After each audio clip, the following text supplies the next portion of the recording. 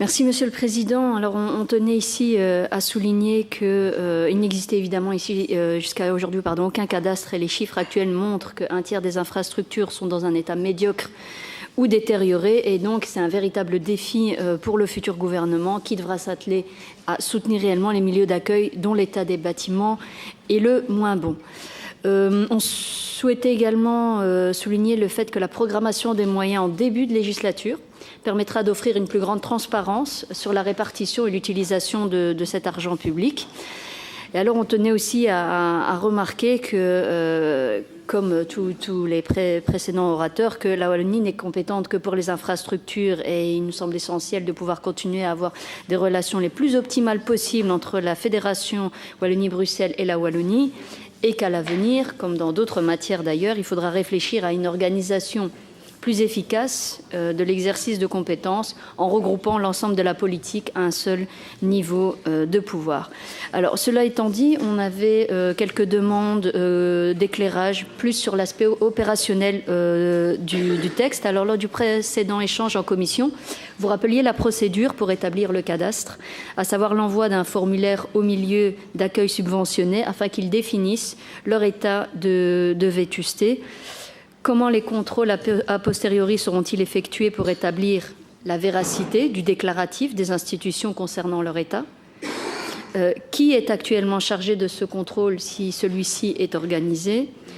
Pourrions-nous également savoir la manière dont le gouvernement entend mettre en œuvre l'article numéro 10 du décret que nous examinons aujourd'hui, à savoir le contrôle de l'utilisation de la future subvention qui sera accordée? Alors un aspect aussi qui nous tient à cœur, qui a été souligné aussi, c'est celui du taux de réponse des milieux d'accueil. Donc que peut-on encore mettre en place pour maximiser ce nombre de réponses qui va nous donner la vue la plus complète évidemment des besoins du secteur? Enfin, alors, il s'agit à la fois d'un cadastre dynamique et d'une programmation quinquennale qui est fixée en début de législature avec une enveloppe fermée, sauf pour l'indexation. Le gouvernement aura-t-il la possibilité de modifier la programmation si des situations d'urgence voient le jour? Ou est-il également possible d'adapter cette enveloppe si des évolutions importantes, en lien par exemple avec la sécurité et la salubrité du bâtiment, devaient être connues en cours de législature? Et si c'est prévu, on aurait aimé savoir par quel mécanisme. Merci d'avance pour les réponses. Concernant la remarque sur le cadastre en tant que tel et sur les audits, je rappelle que le plan de relance, le volet européen du plan de relance prévoit également le financement d'audits et que donc ça, c'est un élément qui est effectivement pour le moment d'actualité. Donc on peut solliciter des subventions pour les audits et donc là c'est un marché public que nous sommes en train de lancer pour pouvoir réaliser des audits. Donc ça c'est un élément du plan de relance qu'on vient de rappeler.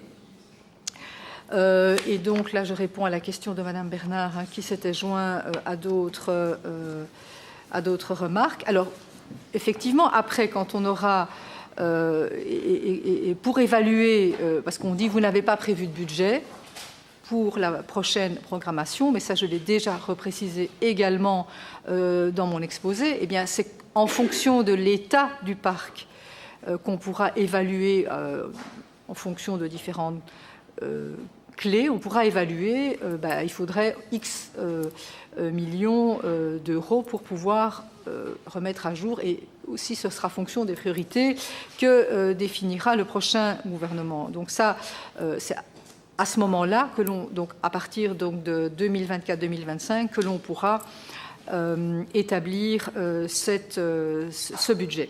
Les audits, ça j'ai répondu déjà. Sur les contrôles, c'est très important. Donc là, effectivement, c'est l'arrêté du gouvernement qui va définir les modalités de contrôle et c'est bien évidemment l'administration donc du SPW, donc le service intérieur et affaires sociales, qui va pouvoir donc demander différentes pièces et qui va pouvoir aussi habiliter ses agents à se rendre sur les chantiers. Donc ça, je vous confirme que c'est l'AGOE qui prendra en compte ces situations.